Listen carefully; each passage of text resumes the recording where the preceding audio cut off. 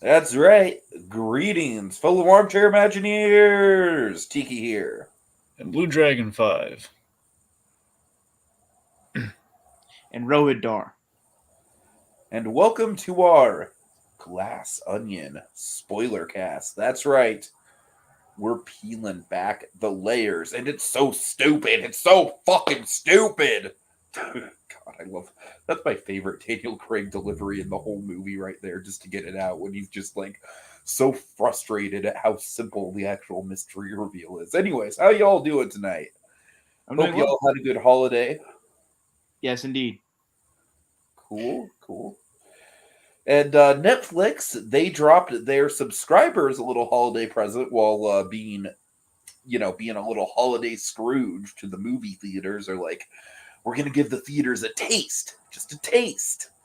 Then we're gonna keep it for ourselves until Christmas. We want all the figgy pudding, man.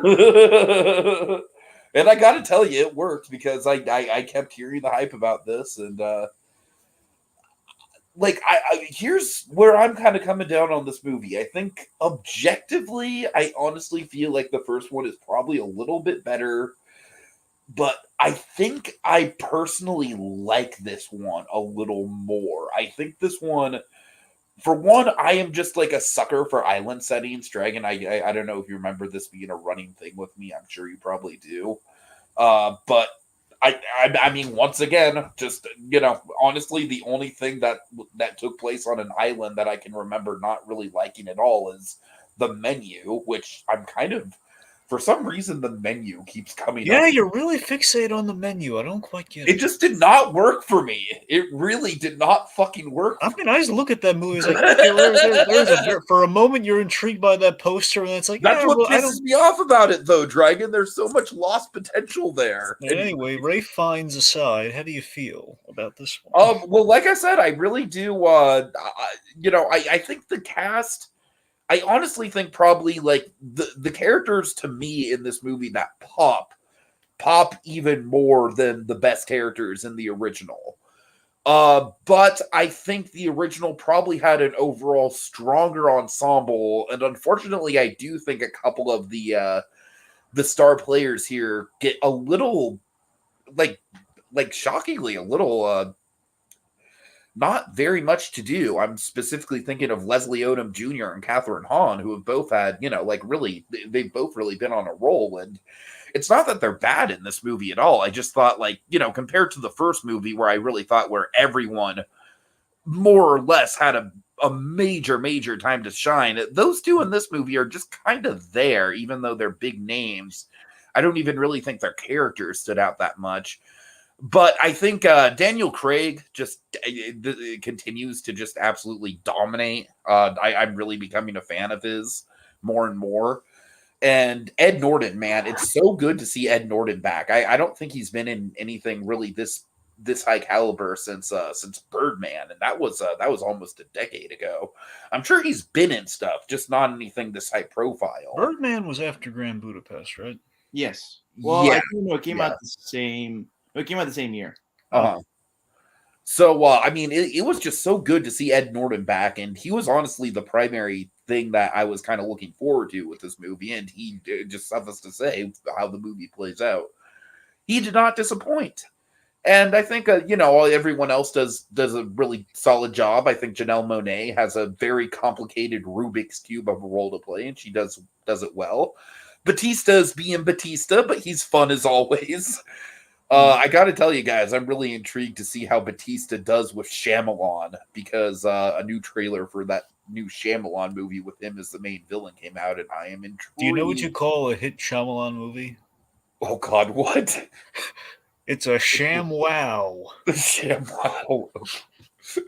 I I think I'm still one of the biggest fans of old on the internet.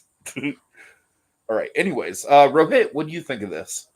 I kind of I feel like I'm sort of the opposite, where I think this movie's objectively better.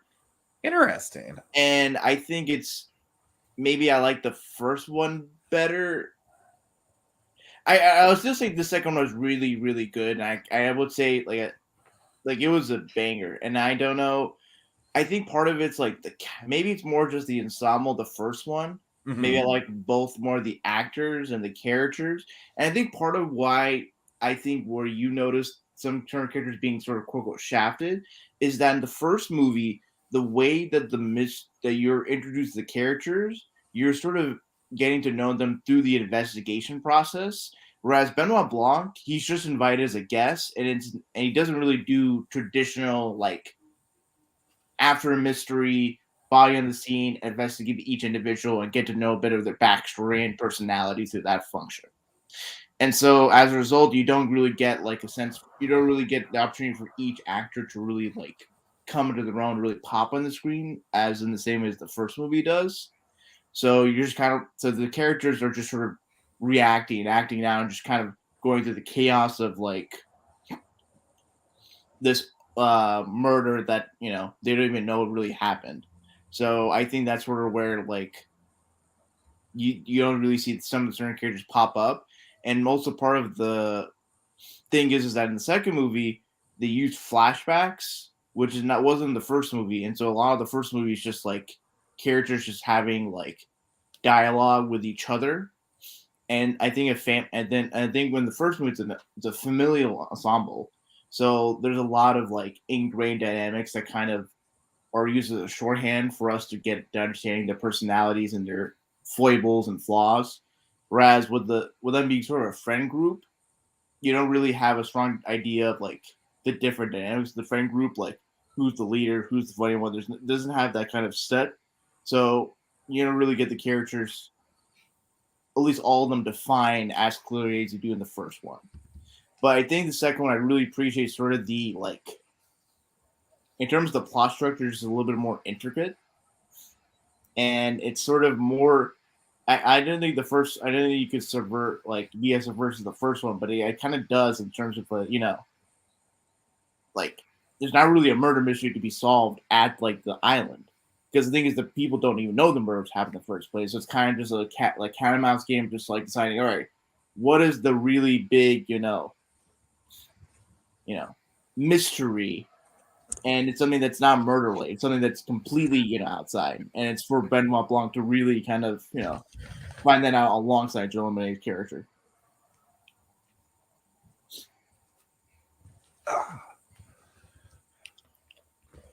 All right, Dragon. Yeah, so I loved the original Knives Out. Of course, it's kind of like I think it was kind of labeled broadly by folks as like it's Ryan Johnson's The Last Jedi redemption. Ah, I mean, for me, it was always a he put he put his he kind of put his Albuquerque verse prowess into effect on the big screen. That's kind of what Knives Out felt like to me. It felt like all the potential this guy really showed. It's really kind of put in few like a movie that's all him. It's nice. He's not worked into a franchise where it's like his take on a franchise, just like him. Like, okay, I have a reverence for this. I'm going to put it in a movie where I'm just going to kind of like essentially I'll get into this a little bit later when we talk about the movie itself, the setting and such. But it feels like we're very much he's creating his own franchise here, in which is like a send up to the mystery movies of old. And interestingly, this is not the same necessarily the same type of mystery, but he's kind of cultivating his own kind of throwback mystery genre in a sense. And in doing so, he's like we have like the kind of the Ryan Johnson subversion mystery kind of developing, I guess you could say. And yeah, I mean, I like how I love how Ryan Johnson assembles a movie, and I love how he directs. Again, as we kind of saw, like glimpsed a little bit in Breaking Bad. It's quite a treat. It's very fun. I I really liked Benoit Blanc in a more central role, which was like I think the one nitpick, I think the main nitpick anyone really had with the original Knives Out is that like it sounds like they heard the criticism like, well, Daniel Craig's great, but ultimately it's the girl who does everything, and he's not a really great detective until the Yeah, final yeah. monologue. No, So, that was definitely my main hang up with the original Knives Out for sure. so Even going back on rewatches.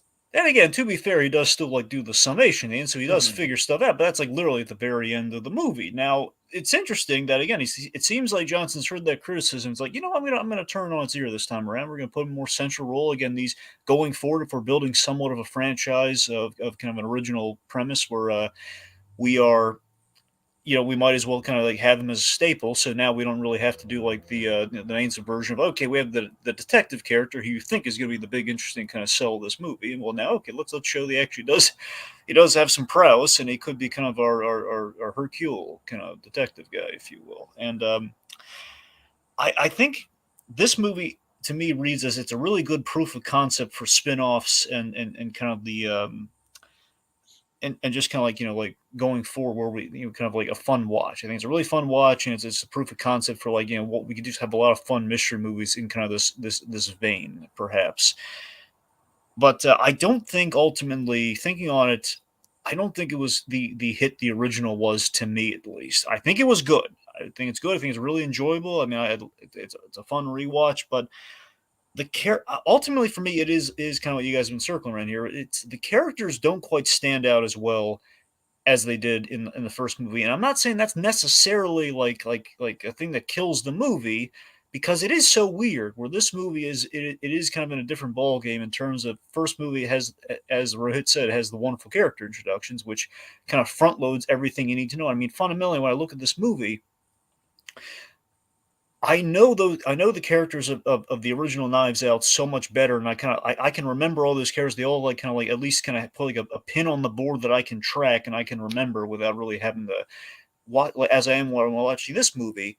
And I'm thinking some of these characters aren't really doing as much as you initially thought when we did kind of a send up to the original Knives Out. Like, okay, they're all solving a little mystery box, and surely we'll get to kind of have like beats where we'll remember them as it goes on, and that is not the case, and that I think hurts the movie a little bit. It kind of takes it. I think it somewhat hurts the mystery a little bit in terms of like I don't know if I can really get into like thinking of who might have done it when I don't really know these characters that well. I don't really have a good read on these guys, and if it's just going to be and it kind of, and to me in some respects it kind of telegraphs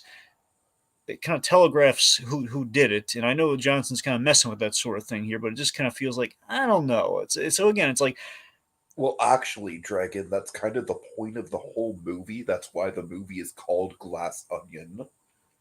right.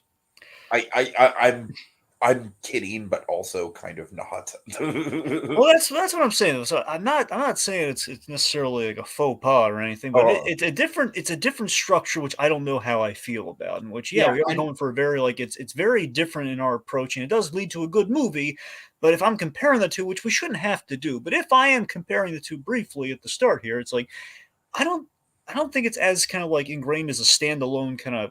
Standalone's a poor choice of words here, but I don't know. It just doesn't feel as like all encompassing as the original does, but it is bringing some cool new things to the table here. So I'm of two minds, but I liked it. for me, I think the second one is better in terms of just the actual plot writing, the mystery aspect, Right.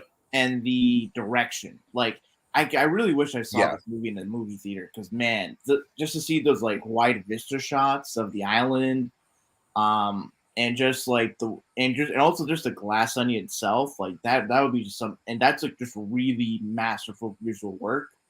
And like especially like I'm jumping a little bit ahead, but like the camera pans and zooms into like the shaman and the glass, Oh and yeah. yeah. But I think in terms of like the character writing and the acting, I think what are you hinting at? I don't know if it's intentional on your part, Blue Dragon. I think part of it is that in the second movie, a lot of the characters are sort of like not like they don't have personalities of their own, but part of it is these characters are sort of riffs or takes on certain figures or individuals in our popular culture and just wider societal, Yeah. realm. So Yeah. maybe there's not that kind of level of like personality and depth of characterization because They feel a little more like representations than they do kind of like characters that have like kind of a realism to them. Perhaps I don't know. That's I'm sorry. I'm kind of putting words in your mouth right yeah, now.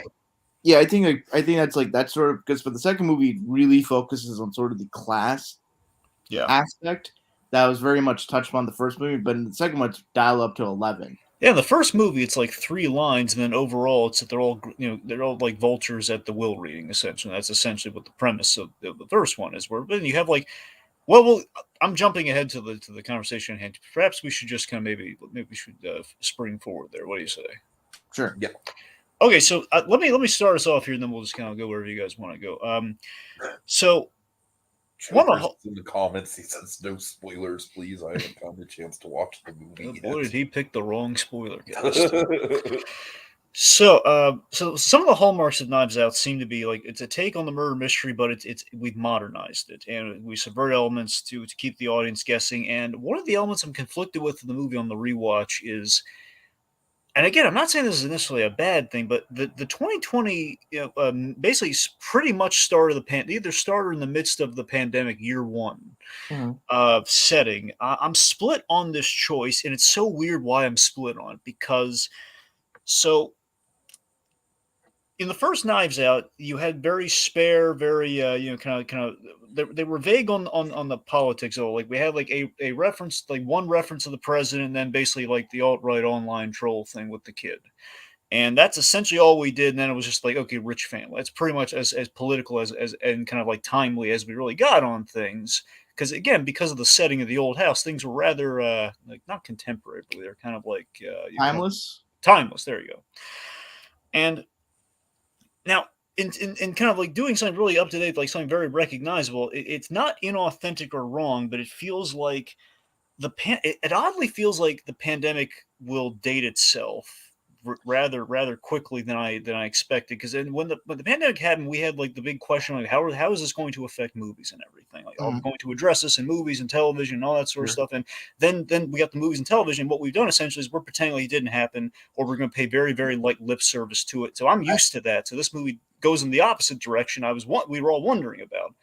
Yeah. So it's kind of weird because you kind of get what you wanted, but it's like you now realize maybe that wasn't a good idea, or maybe it Well, was. Maybe it's yeah. well, I think. Well, I don't know. I kind of would respectfully disagree with you on the first one being timeless because, with the fact that there's references to a specific policy decision by the president at the time, references to Hamilton, references to Baby Driver, which came out in 2017, um, and like the specific like archetypes for both Meg and um Jaden Martell's character.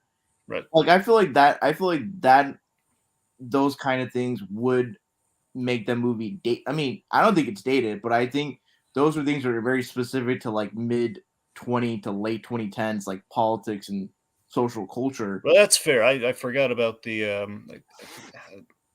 I sorry, I forgot about the Baby Driver reference. But you're right. Timeless is a poor choice of words. But I mean, doesn't it feel I like think it's it more the ages better aesthetic than that you're talking about. Am I right? what? I think it's more the aesthetic. Maybe that's Is I it don't know. because It's like like something. because you see people wearing masks and all that stuff? Yeah, maybe it's like something like akin to I Well, don't know. I think one of the problems is that it calls so much attention to it, and yet Yeah, it's literally like. Here's the thing: I really feel like what they could have done, and I think this is honestly kind of a missed opportunity. Is like they could have worked it into LeBlanc's OCD, not OCD, but just kind of like eccentricity and quirkiness. Well, Neuroticism. I think it Yeah, was basically flourished while he was not able to solve cases or really do that sort of thing. He was stir crazy, like a lot of people were when locked. It was like basically a right, lockdown right. thing. But I'm saying like maybe if they would have like fed into him being a germaphobe or something like that, or I then it do Yeah, could but have he worked wasn't its a way into the germaphobe in the plot a little bit original. more. But they I do literally have love like in regards to the pandemic, the one gag or not the gag, but just the thing that I find the most funniest though in being said the pandemic is like when they get those random like shots. Yeah, And it's not explained whether it's a vaccine or not. I can imagine Miles being kind of like a very new agey, like, oh, here's this like very like experimental or very like down to earth thing that could help, fight COVID. yeah, And also like when um Kate Hudson's character Birdie comes in with like with like the open yeah, mask. yeah. Like the literally, it's like a decorative mask that does not protect it all. It's got all the holes Yes, in it. It's like that a was veil. hilarious. Yeah, it that's just felt like it was literally like a one scene kind of like I wouldn't have I don't think it would have stuck out as much Dragon for you if the whole idea of COVID wasn't literally written out of the movie. At least that's how I felt.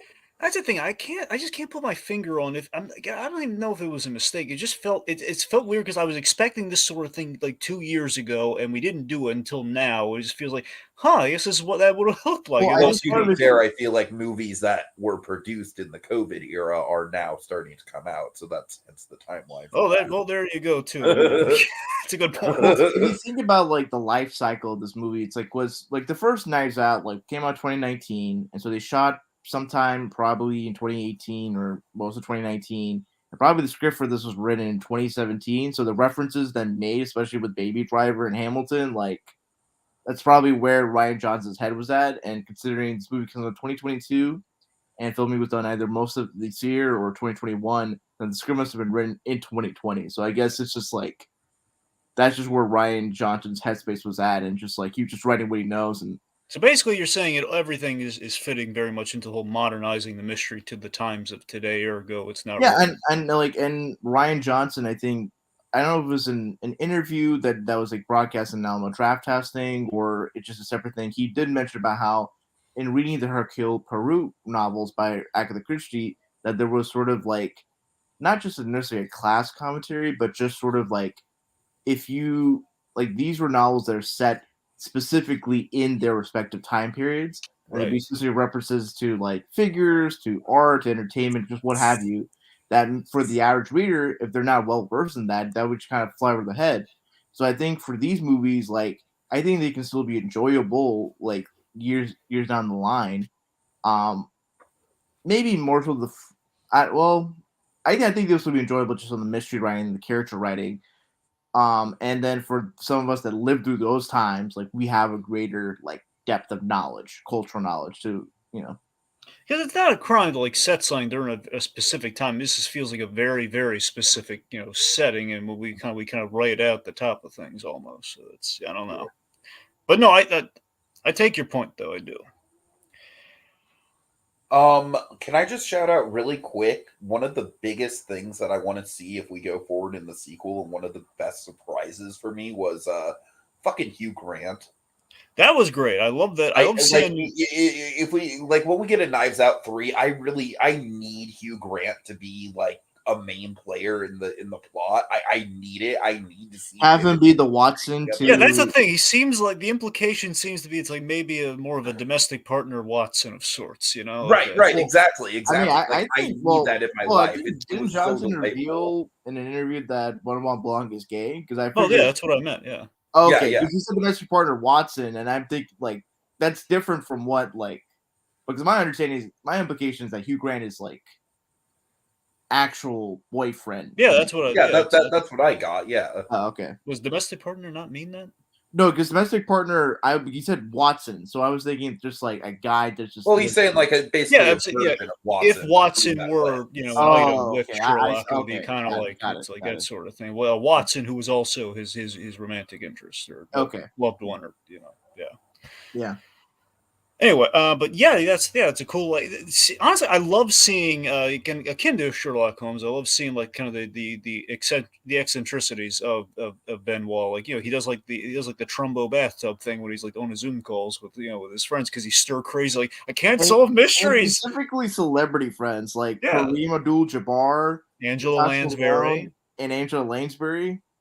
I kind of wish Natasha wasn't on that call because I would love to see her as an actual character in the Knives Out movies. Of course, how charming is that we got Angela Lansbury, given, of course, just the great breadth of kind of like mysteries that she has solved on TV. so Yeah. I really that is great, and I really do love the running gag of him just being just endlessly frustrated with mystery based games. Yeah. So, by the way, so something overall, this is really kind of brought this up earlier. I just wanted to get into this too. I kind of had a realization on this movie. Not that it was like a big, huge revelation or anything, but it seems to be confirmed with the second movie in a row we're doing this, but very much leaning into it hard. Yeah, Ryan Johnson seems to hate rich people in the 1%. Does anyone else come? I mean, I think it's probably like that's kind of a signature of the franchise at this point. Well, Yeah, now I with mean, two movies, we know for sure. But well, yeah, I think part of it's like because in the Hercule Poirot like novels, like a lot of the mysteries are involving like a rich man was killed, and like was it his mistress or the butler and all that stuff. So there's a lot. So in those novels, there's a lot of subtle commentary and discussion on the margins about class and inequality and all that stuff. So and I think with both the movies, there is with class inequality and stuff like that being on the forefront of discourse in the United States. Yeah. I think Ryan Johnson is just doing what Agatha Christie did and just having that discussion through a mystery lens.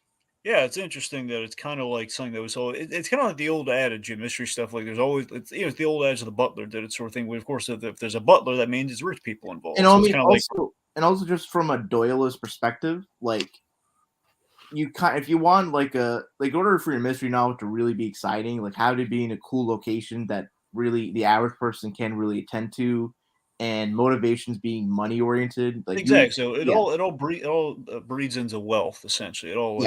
So that makes funny. It's funny that Ryan Johnson seems to have found a way to call that out, or at least modernize it in a sense, like he's done with all the other kind of tropes. So it's like, okay, well, let's just what is the modern rich person like, and how we change it up from the previous one? Well, we had a rich family, which is kind of the more classic version of what we've all read, and this is like, okay, so we have the tech billionaire who's sent with his essentially influencer friends, and or more. That's kind of that's a broad generalization, but essentially all the people that he helped. Class. The what? Oh, the disruptor class. Yes, the Yeah. disruptor class, in which he basically helped build. He's like the connecting through line to all of them. Mm-hmm.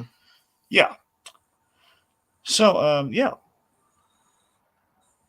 Yeah, I kind of wonder what would the third movie look like, because it's like, because you go through sort of the old money, or like the illusion of sort of the old money aristocrat with the Thrombleys, like the inherited wealth, all that, and then this movie you have like the new wealth, dynamic, entrepreneurial, disrupt and like innovate and change the whole paradigm. And third movie, I don't know where to go in terms of like this discourse about class inequality, unless you go into like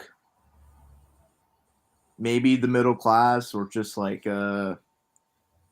influencers, or like really young people becoming wealthy, and like the sort of Honestly, that's kind of that last one is kind of, because I gotta say, Rohit, like with the rise of TikTok and everything, I am experiencing like some true existential dread with just how fucking fast people are getting so fucking young for doing so fucking little.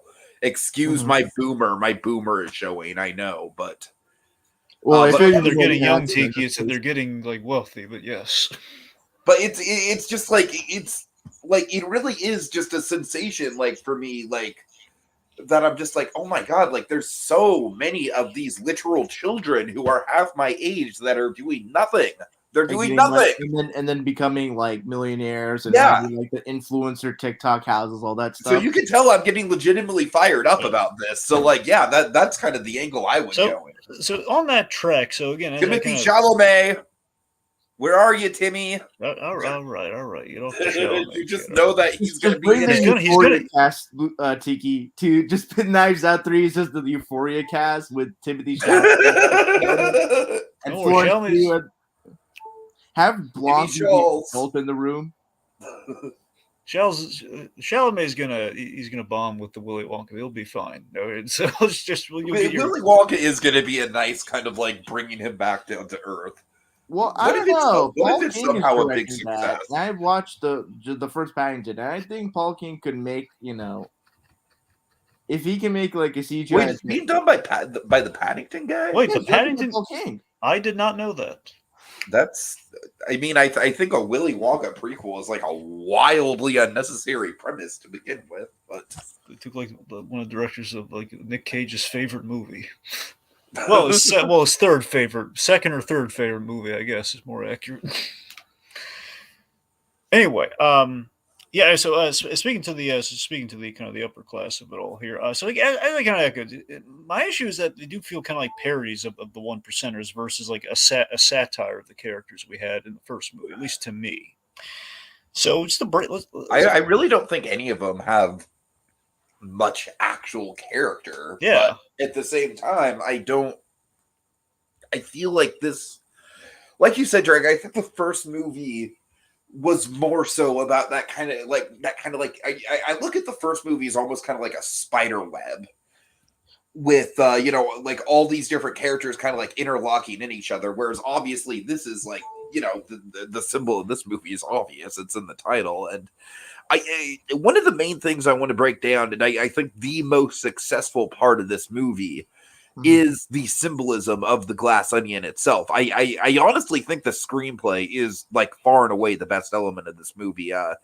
There's a lot of things that I really love about the screenplay, but like I said, my favorite moment in the movie is when Daniel Craig is just like, he's just straight up fucking pissed at how simple. And I gotta tell you, I called the pineapple juice thing. I love how ticked off it gets at the pineapple juice. It's so stupid. It's so stupid. I called the pineapple juice thing. But what's funny, Tiki, when you say that is like, even though you say the characters aren't like really there, but what's interesting is that the whole glass onion, like the reveal of just how stupid, like I think sort of the idea of the glass onion is kind of intrinsic to Miles Bronze's character. Yeah, when you really think about it. It's like I mean, obviously, I feel like the two big actual characters are Miles and then, Andy / Helen.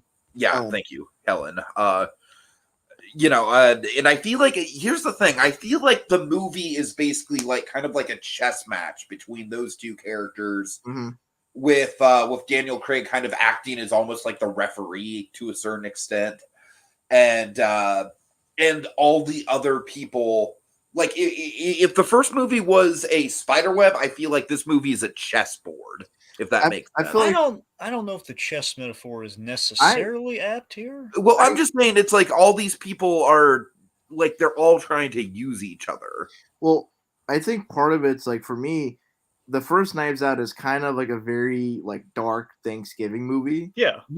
And whereas this one, it's kind of like this movie totally should have come out in the summer. Yeah, it really should have. Yeah, and I think it's sort of like if anything, it's kind of like a summer getaway or vacation with your friends. So I think part of the whole, like, I think in terms of vibing with the characters of the first movie, part of it's that like we all know, like, even though they're a well-to-do family, we all know like each of these family members. Yeah, there's a black sheep, and there's the patriarch, and there's the mother. Yeah, you get it. Yeah, those dynamics are relatable or familiar to us.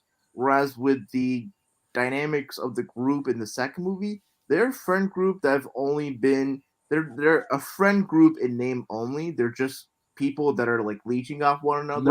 Right. And there's maybe like, and it's interesting. I kind of feel like there's the one thing I kind of feel like the movie maybe could have just emphasized more about. Was there ever really a sense of friendship and camaraderie, or is that just sort of like a facade that each of them put upon to get? And I think maybe there's. Now Miles does call that out though when he does have his like a "Weep for the Poor Billionaire" speech after they solved the initial mystery.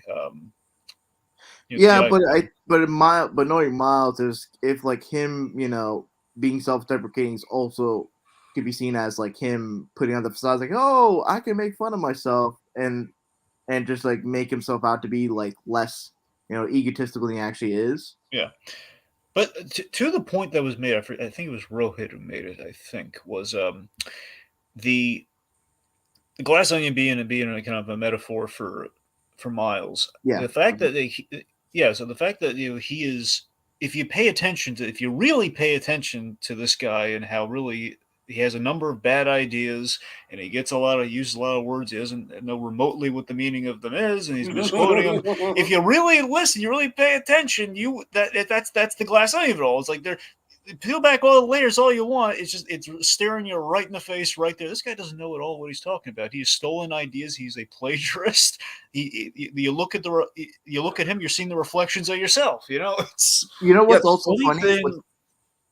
Sorry. You know what's also funny is that in the flashback, you know what he looks like in the flashback form? What? He's Tom Cruise's character. He's dressed as Tom Cruise's character from Magnolia. In Magnolia, yeah, absolutely. That's a good point. I mean, that's that's gotta be a straight direct pull. It's gotta. No, I knowing Johnson, that was very much intentional. And I can imagine like Miles Braun watching that movie and not seeing what Tom Cruise. Totally. He's like, oh, this guy kicks ass, man. Yeah.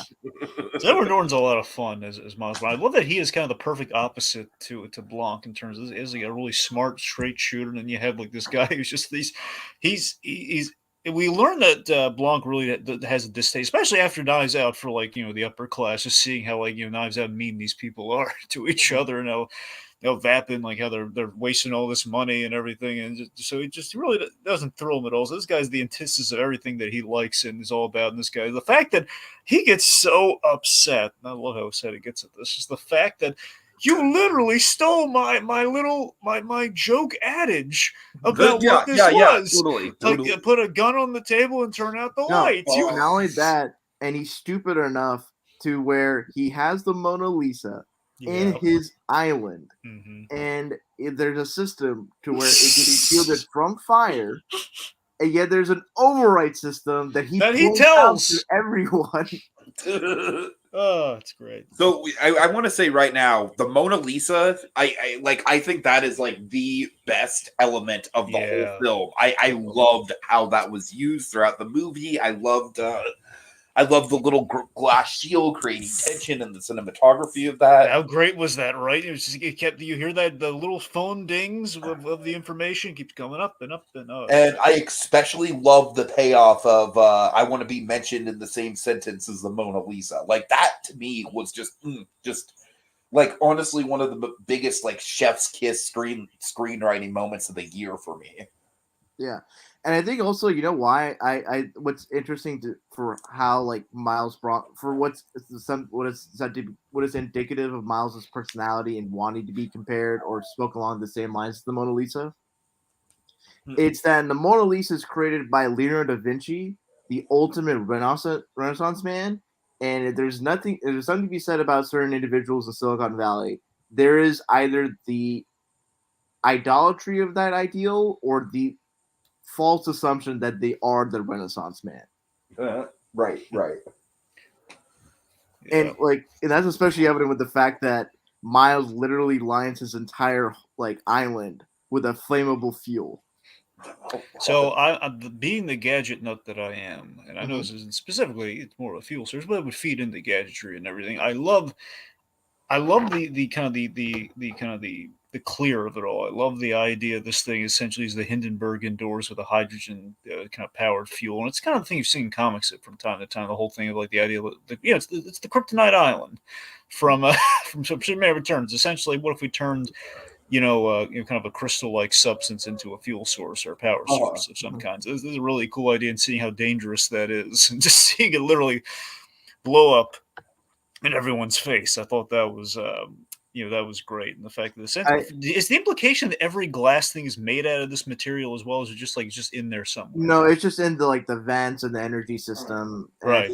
So that's what I thought. As well as I was thinking, wouldn't it be even like how even more dumb if you put all the glass made out of that stuff? But no, you're right. Yeah. I really love how Miles's character is like. It's clearly, allusions to, Elon Musk, Steve Jobs with the whole guitar playing. And then the one flashback scene, he's clearly wearing like the classic Steve Jobs outfit with the black turtleneck and the blue jeans. Yep. Fassbender is not happy. Neither is Ashton Kutcher, but we only care about one legitimate actor. Yeah. That's true. You know what's funny? With Daniel Craig in this movie, because Benoit Blanc coming back again. I felt this way at the first times I've been rewatching it. Now he's more center and focus and everything has really dawned on me again. Like, man, I really wish we could go back in time and instead of writing him out in House of Cards season 6, couldn't we just recast Frank Underwood with Daniel Craig because he's so good? Honestly, that show should have ended like 2 seasons ago. Really? Yeah, honestly, I don't want to go. All right, fine. Point being, I think Daniel Craig does a kind of a good Frank Underwood, give him the southern accent of it. One of my favorite elements of Daniel Craig's performance is how he weaponizes the southern accent. Yeah, he does. Like, he literally draws him in with the southern, essentially with the southern draw. He draws him in with the charm, but also draws him in with just like the whole idea that like that accent just brings off an unassuming demeanor that you can then use to like kind of catch people off guard. Yeah, Oh, but there's your And he third really Knives Out. amps it up too. He really plays up kind of like the Colonel Sanders Foghorn Leghorn. Like you no, can but not tell. only that. Go In ahead. the first, it was sort of on top of that in the first movie, but especially so in the second movie, he's got the drip. He's got like the flyest fashion I've seen in movie history in a The while. Like man knows how to accessorize. You gotta give him that. not accessorized. Like he rocks an ascot. Yeah. His like some like I really need to talk to the fashion designer for Daniel Craig in the Knives Out movie. I Because love man, the bathing suit he's got, the shorts and the it's very like it's kind of like if you kind of just squint your eyes, it's kind of how you would imagine like a mid 20th century gentleman, a detective or whoever like swim. It's like the old school, 20th century. Also, it's a little like Connery Bond, which I really enjoy, just in the Uh-huh. meta aspect of that. Like, oh, And obviously, I feel like this movie, just in general, is definitely taking some elements of Bond with the, with the island and everything. of course, of course. Let's see. I love the iPad runner. I thought that was hysterical. Just to follow, well, what do we win? you know, what do we win? Like, do we win like an iPad? I don't need an iPad. Of course, I love just the. I think the best decision in this movie for me personally is he solves the mystery in 2 seconds when Mhm, he. mhm. Now I know I've seen this before, like on Monk and stuff. The idea is you have like, a detective character, and you're like, "Hey, let's do a little," you throw like a little lip service. You're like, "Hey, let's do an Agatha Christie mystery." And like, no, don't bring the lead detective of our show there, and he botches it. But it's the fact that he does it with such glee, and then we reveal it was like, no, he did it on purpose because this idiot. It's like you're gonna get yourself killed. I've seen this in a whole other movie before this. Don't do this. Right. Just him doing all that, just like with such glee, he's ruining that mystery, and I love So it. we should probably talk about the big kind of bait and switch twist of this movie. We should talk about the Janelle Monáe of it all before we go much further. Yeah, so we give Craig a very central role here, and just the fact that he's taking a proactive role in helping this girl. He comes up with like a harebrained scheme that is not so harebrained. Actually, actually succeeds much to his I amazement just too. love the idea that they can just like lie their way onto Craig just showing up and them just being like, "Oh, okay, cool." Because the only person who's going to know is the murderer, and Uh-huh. they're going to have to play nicey nice, so they would not call him out. Right, right. But I love it shows like the moral side of Blanc too, where he feels bad for this. He feels bad for Helen, and it's like he comes up with this. Okay, let's we'll you dress up as her. They don't know until of course that phone call scene, and yeah, Mhm. Yeah, it's kind of cool, like how when you first see what we think is Andy was actually Helen, like her head's covered, so you Mhm. don't see like her like Helen's actual hair color, Yeah, and you would think that's just that's for a typical African American women, that's just hard. Like sometimes they'll cover their head, and with like the hitting the mystery box, like when you think it's Andy, you think like she's just done with Miles's bullshit, Yeah, yeah, totally, totally. and whereas with Helen, she's like, I not to say she's dumb, but she's not maybe She's like, "Fuck this shit." yeah. So should we? Oh, by the way, Tika, I know you're going to be eager to get to this, so we should probably bring this up. Make sure we don't forget about it. Let's talk about the merchandising and this, the product placement. Yeah, yeah. So, God. we have Jeremy Renner's hot sauce, which I love, and I love how that pays off. And then I love how genuinely spooked Craig is by Jared Leto. yes, Jared Leto's kombucha. It's not the Chabucha, it's Jared Leto's Habucha. And also is the fact that this is kind of a weird gag, but it kind of works. Is the fact that Helen is, I think the gag is, and correct me if I'm wrong, gentlemen. Helen is drunk on the job, but she is doing phenomenally well while drunk on the job. Essentially, I think that's a gag. She's like she's sucking down that kombucha, and yet she's getting all the MOs and everything she needs here. Oh, it's taking liquid courage and just like drunken master trope Yeah. to a whole nother level. Yeah, it feels like I'll admit there is an element of this. I mean, again, it worked, so I can't really fault it. It does. It feels a little like we have a girl. We're recycling a bit of the premise of Knives Out, but in a fresh way. Where it's like, okay, Yeah. so it's Daniel, it's Daniel Craig and kind of the main girl of the movie. In this case, we reveal the main girl of the movie, and we give her like an affect, which is okay. So she doesn't usually drink, and she's kind of like kind of a Rain Man on the sauce, essentially. Not the hot sauce though. The ones. The cool sauce. Yes, and she's she's got that. No, it's just a little bit of somewhat of a Marta Cabrera dynamic there. It's like because I think a lot of people really enjoyed Knives Out. The dynamic that in the I relationship he feel had like to what her. works for me better about this dynamic is that they're in cahoots with each other from the beginning. Yeah, And whereas with Marta, I feel like it was more just. And by the way, I did want to rewatch this movie, but Netflix, if you're gonna pay for all the sequels, like I don't know how these studio deals work, but why not get the original on your streaming service as well? That'd be nice. Thank you very much.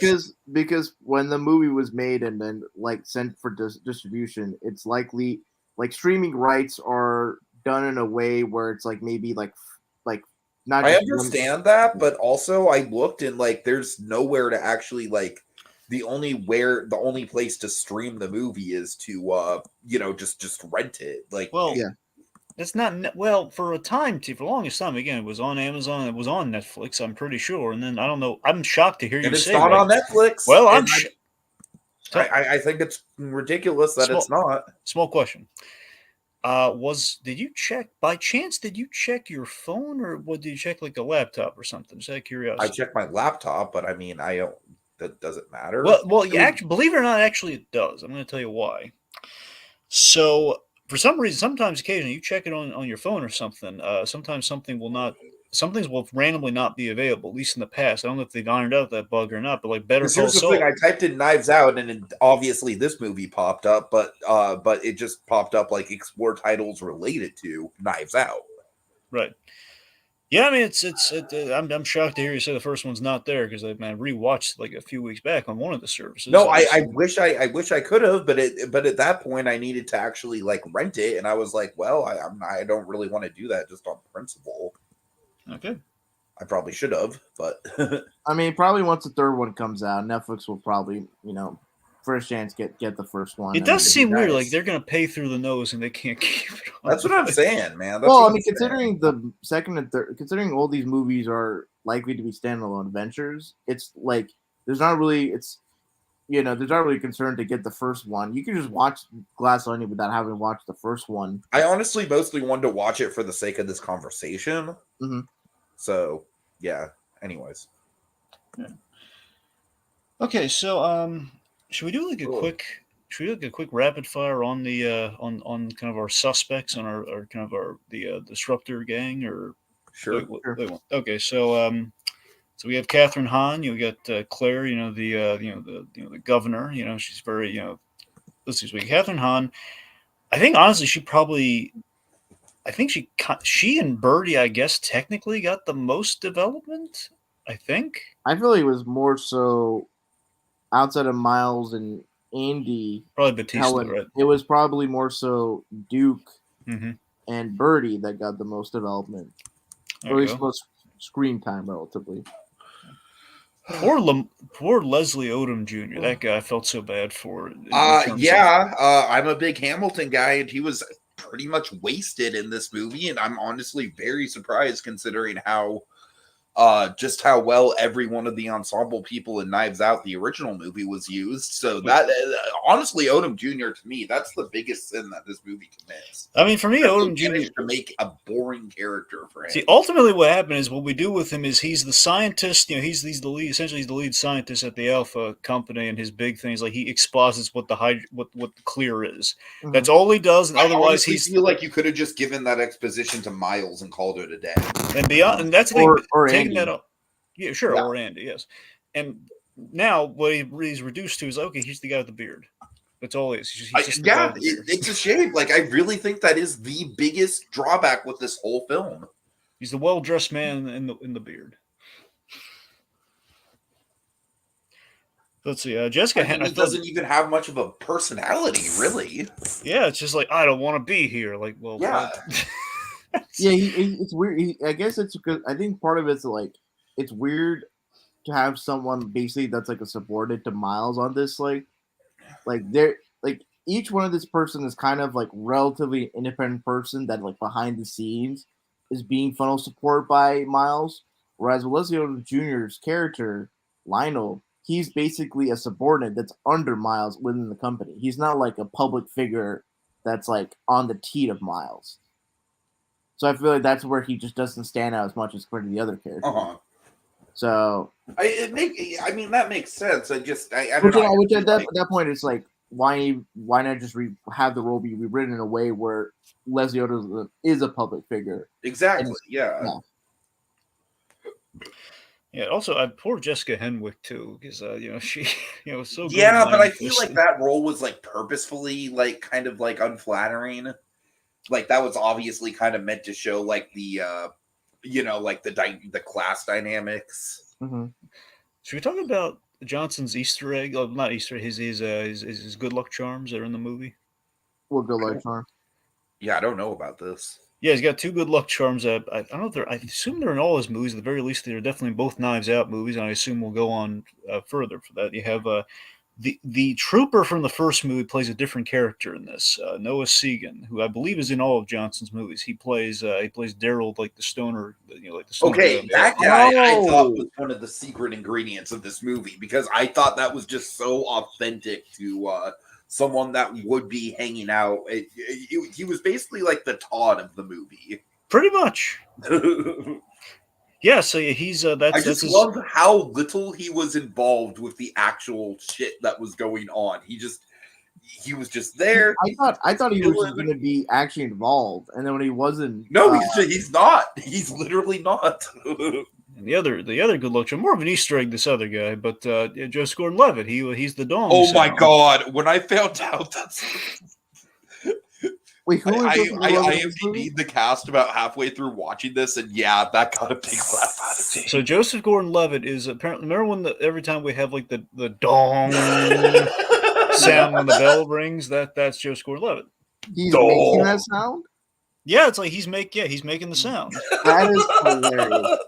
So that's the thing. In the first, and remember, I just want to see the footage of him recording that. In the first movie, he has a dialogue cameo as well, where it's like him like doing he's like a video. He's like the voice in a video or a movie that they're watching. Yeah, he's a voice in like a radio drama. Yeah. Or something that like Kit Marta's family's listening to. Exactly. Yeah. Oh, so by the way, I just want to shout out one of my favorite bits in this movie that Edward Norton does. Again, this is before we learned that, it was highly transparent to when you overthink, again, with the glass onion roll, it's like, if you overthink, like, yeah, this guy is probably going to be the bad guy. But just the fact that when Duke dies and he learns, oh, God, Blanc was right. That was my glass. Of course, he's trying to throw him off the scent, mind you. But I just love the idea in the first watch. Is like, he's entirely. It's like we have like an element of the Scream movies here almost, where it's like, oh God, he's like the Jamie Kennedy character. He knows what's going on. He's woken up to it, and he's like, I will pay you $1 billion to point out the murder. He's just, I love him cowering behind Blanc and freaking out. That just cracked me up so much because, like, oh God, he's realized, especially on a rewatch. And then when he knows the lights are going to go out. And of course, obviously, he's hamming it up on the rewatch, makes it even funnier. But yes, it's really fun. No, but like I can imagine Miles like the thing is when you really think about like how he staged the murder mystery and like the whole like lights turns off and like it's very much like a stereotype. Like I feel like if you just type in like elements of a murder mystery dinner, like you'll just see like a list. Not even like you go on the webpage, just see an AI generated murder. Yeah. He read it, just his assistant skimmed it, and then just gave him like, and then he just gave him the list, and then Miles just worked off of that. Okay, but I love how, as uncreative as it is, he had to outsource it to fucking Gillian Flynn. That was funny. It was goddamn expensive. Oh my god. Yeah. Now I'm just waiting for the third movie just to like have a David Fincher reference. Oh yeah. That would be imagine we did the third one is almost like a David Fincher mystery of some sort. I could see that kind of being the style that they go for. At some point what they got to do, I mean, obviously they wanted to keep this Knives Out train going, but at some point I imagine they would do a thing where ideally he wouldn't fake his death, but I mean Benoit Blanc has to get killed in one of these movies. I don't want to see that at all. Well, he's the heartbeat of the film. Like that's like Well, I'm not saying Him do is it for just like like. an ensemble of famous people. Well, I'm not saying do it for that. I'm saying at some point, I'm not saying you kill him off at the very start of things, unless you do like a jump around in time thing. I'm just saying it's like, okay, at some point, the detective who's all but so murders, like that's your subversion right there. You kill off Blanc, but hopefully in the last movie, not like, hey, we're gonna keep it going. Oh, so basically you're saying like in the last film have him as That's the the murder twist. Like the victim. last, the Like last I big like that. I can subversion is see like we've that. killed Blanc I off. We have I no would idea what's love, gonna happen next. considering like the first movie was like fall in like New England, second movie was summer in Greece. I just wanted like I was thinking it was like, it'd be cool just to have a movie that takes place in Japan during springtime. You have like the cherry blossoms and all Ooh, that that's stuff. cool. Yeah. I I'm heard. honestly thinking otherwise, do like a cabin in the woods setup in winter. It's not bad. Well, then again, we already. I don't know. That was more fall, so I guess winter's fine. I Well, was that's what thinking I'm of saying. Like the first movie is more of a mansion than a cabin, Mhm. right. and we have and like the whole idea of the cabin in the woods is the in the woods. Right. Like have it be like kind of like much how this movie takes place on an island, have this take place in the middle, like in a forest retreat or something. Have like one movie set in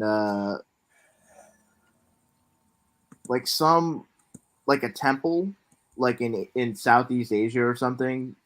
And like I could think of like like to some Buddhist temple in Cambodia or Vietnam, something like that, where it's like you have sort of the surrounding jungle atmosphere, Mhm.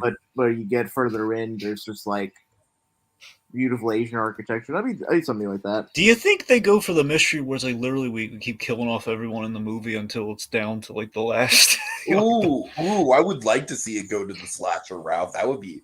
I think you could do that for the cabin in the woods one, because that's part of the Possibly. whole cabin in the woods gimmick. Right. All right, so let's see. So the napkin of it all. I mean, this is so Helen's motivation here is the fact that she was ousted. Andy was really basically ousted from her creative endeavors in the company. Basically, Braun Social stole the network idea. style. What? Oh, yeah, social networks though. Yes. And yes, I love the napkin, which literally becomes a smoking napkin later on, the smoking gun, as it were. So yeah, just the fact that she's doing all this to kind of get justice for her murdered sister, and it was over this napkin, and it's Mhm. the fact that those scuzzy those scuzzy disruptor guys, they just lied so blatantly on the stand. It's also funny just to think about, like, I don't know if y'all hear just sort of like the stories that entrepreneurs or people in Silicon Valley tell. They all say like, "Oh, I just thought of this random idea like in the shower or at a bar and just wrote it down on a napkin." Yep. Just like that, just that particular like iconography, being so incorporated into the narrative is just top notch. I mean, some of the best shows have ideas that are written on napkins. Look at Daredevil.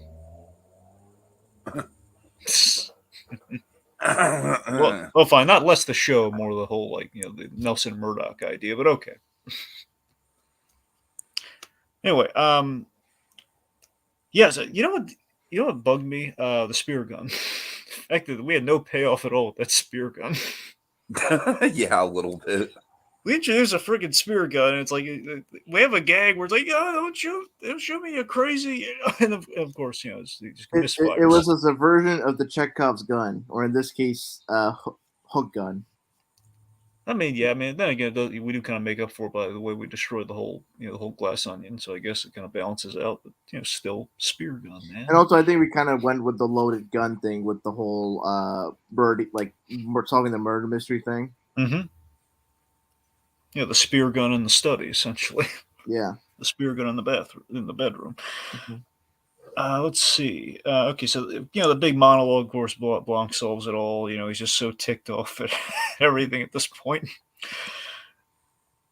I love the like sort of the tamper tantrum like walk that Miles does going up to his like desk with just like the like his shirt covered in blood and the arrow just sticking out. Yeah, yeah, he's like just tosses it on the ground, and everything. I love he's trying to keep the composure versus at the end of the movie where he has no composure at all. It's the whole like, Mhm. well, I mean, what's the deal, man? What happened? You wrecked it. You solved everything. You wrecked it.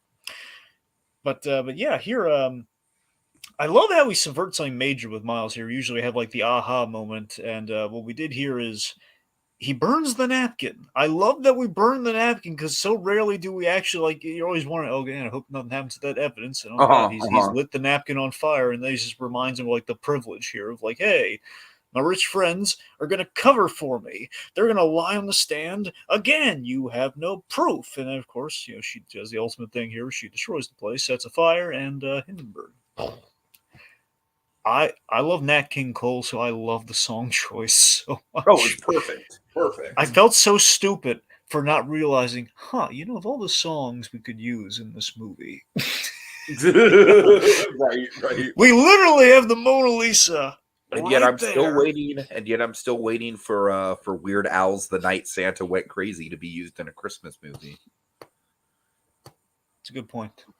And also the title of the movie is based off of a song. Yeah, which is what we played during the end credits. Literally, the video description of this podcast is just the walrus was Paul. Wait, really?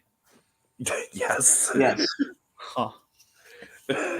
And what's funny is that like the song comes from an album that the Beatles themselves have said is just pure nonsense. And I think that's kind of genius right there. Yeah. No, it's not.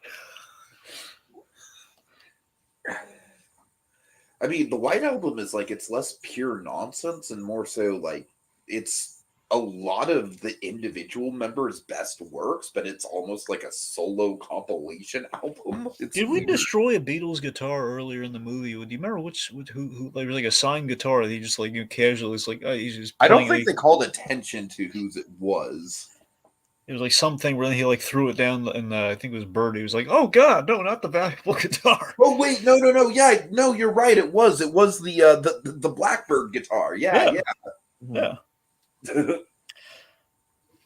Right, so again, very artful how we destroy. By the way, it kind of cracks me up that they picked that specific song for him to be playing because Blackbird is famously like a song all about like racial inequality, and of course, like the 1%er fucking billionaire is going to be playing that song. It plays, much like him. Yeah, I gotta tell you, man, it's the payoff is just so great. Just the idea of like his big, kind of this big touted off thing. He wants to be mentioned, and he wants to be in the same thought, like the same sentence when you mention the Mona Lisa. You want to mention Miles Braun, so he kind of got his wish in those bittersweet of ways, and I love it. It's a great comeuppance. Just a great like the idiot who burned this genius man, his big launch product, destroyed a national treasure. Great. Not even a national treasure. It's like a work of human art. Like, well, yeah, it is literally like the piece of work art. of art, not just a work of art. It's no. the piece of art. The piece of art. It's like the piece of art with the very elaborate SpongeBob at the front. I love that. This is really on the nose. I don't mean that in a bad way. I love the fact that it's like Miles is all like cocky and everything with a smile, essentially. Yeah, go on, destroy this stuff. I don't care. I'm rich. And then, of course, what's gonna get rid of the smile? Well, getting rid of the Mona Lisa smile. Well, I think it's part of like it. It's his like I think Miles's monologue about disruption. Mm-hmm. I think is very reflective of it kind of reminds me sort of the Joker's in the Dark Knight. It's like I'm just a dog chasing cars. I don't know what to do with that one. Miles's ideology of just pure disruption for the sake of it is what leads him to his downfall. Like him, like just allowing the people just breaking glass over. Oh yeah, just disrupting, breaking shit, no matter. And it just goes all the way to where he's hoisted by his own petard with the Mona Lisa. Yeah. All right. We barely talked about Batista, so we should probably work him in. Oh man, Batista's so great. His like opening. I mean, like I said, he's more or less like still just playing himself to a certain extent, but yeah, he owns the role.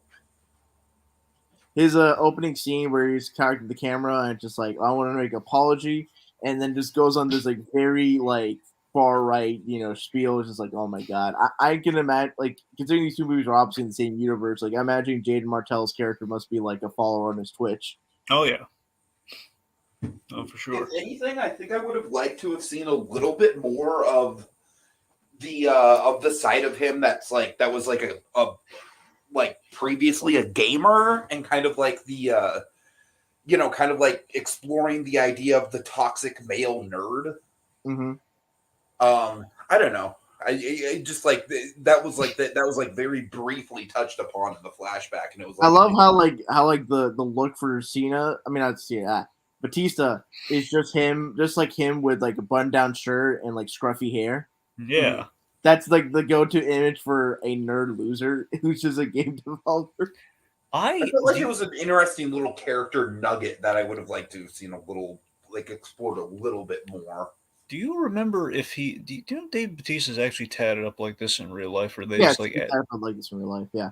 Oh, that's thing. So I love a little detail I never knew about Batista. Assuming this is like real and it wasn't just added for the movie, which I'm inclined based on what you said to think it's real. The little Superman little Superman logo tattoo he has like on his finger. See, I thought that was a thinly veiled dig by Johnson over the Restore the Snyderverse people.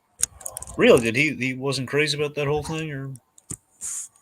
Well, I mean, I interpreted it as like because the whole like the Western like workplace, blah blah blah, and like him wanting to get on Alpha News. Oh, no, I get it. Okay, you're saying basically that was like the Batista character, like him. Yeah, like, yeah. Oh, yeah. That makes it's a good call. I didn't think of it. That's yeah.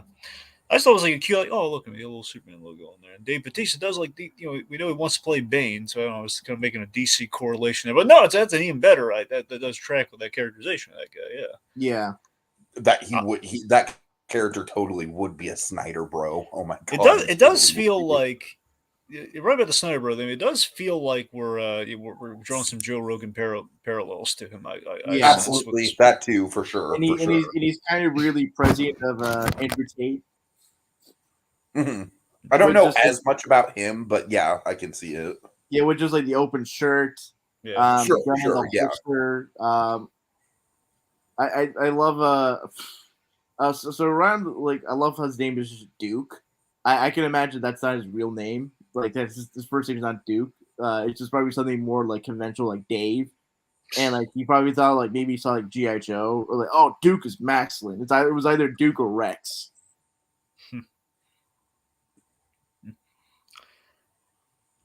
Right. I guess maybe like I think we should talk about Birdie a little bit, just to round out the cast. I gotta be honest, man. I think this is gonna be a generalization here. I think our bonds really, again, there unfortunately in this movie between Birdie and between Whiskey. I think they got plumb nothing. I disagree with Birdie. I think that she was characterized quite strongly. I think. And Kate Hudson just ate a freaking meal in that performance. Oh my god! Like the whole just tweeting. I mean, she's vapid, but that's like the whole character. No. Yeah, go on.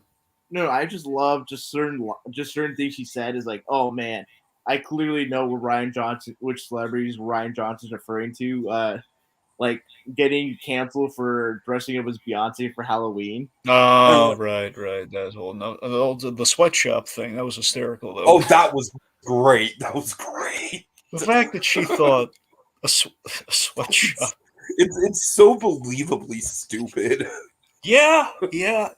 Oh well, something we should mention too, real quick before, because she was obviously they're all in this scene, but the opening of this movie, in which we are opening the puzzle boxes, that was great. I love how that was shot. I think of all the cinematography. I mean, aside from the editing of what excellent title reveal, it was right.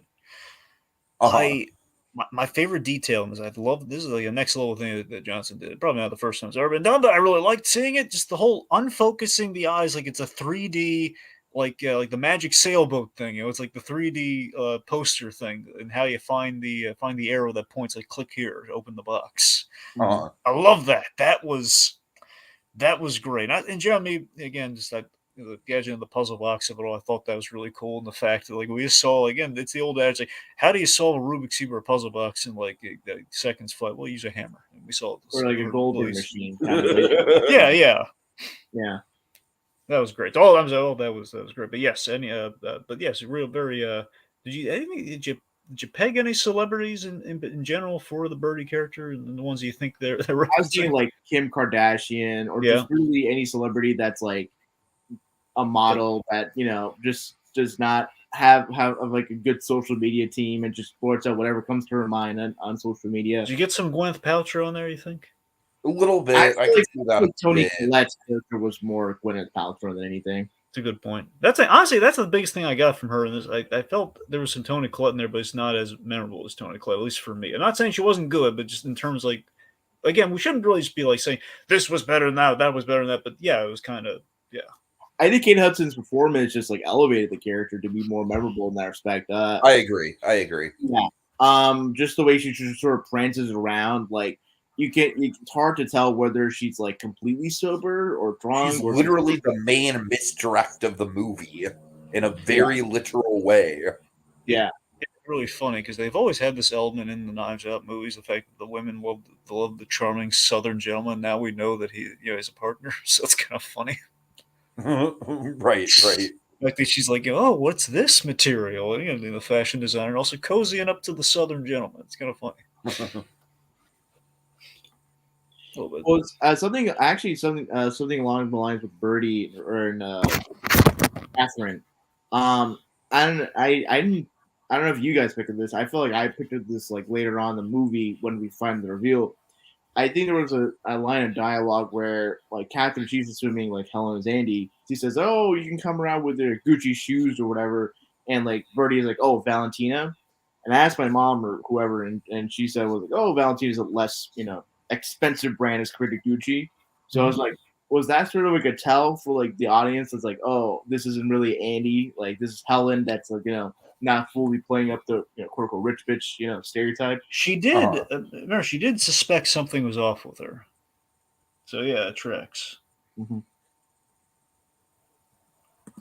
Yep. All right, I think we've more or less run the gambit on everything here, unless you guys can think of anything else we need to bring up. I will say when Whiskey interacted with Helen, it was just very funny, just like how transactional and lecherous that Whiskey was of Duke. Even it's like, oh, I just wanted to write this out and springboard when I get into politics, and maybe there's a point to be made by Johnson about like the blurring of lines between entertainment and politics in that respect. Mm-hmm. Sure. Yeah.